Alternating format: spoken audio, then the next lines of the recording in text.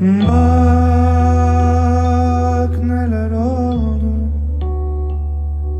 zor zamanlar bizi buldu. Hiç beklemezdik kadar yaralarımızdan vurdu. Sence ilk adımı hangimiz attı? Her yer toz dumandı, zaman göz ardı. Kandırdık kendimizi, zaten olmazdı.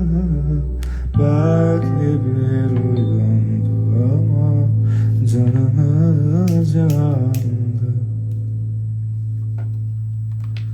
Bir an dayanamam bu dünyaya, yaranamam.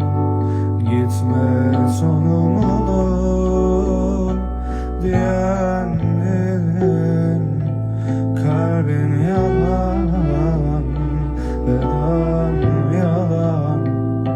Bana aşktan söz etme ne olur, senin sevdan dünyan yalan. Bir an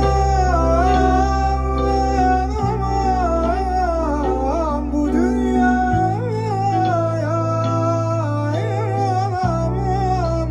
Gitme sonum olur diyenlerin kalbin yalan, vedam yalan.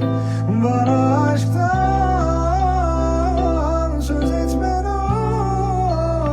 olur, senin sevdan dünyan yalan. Bana aşktan söz etme ne olur, senin sevdan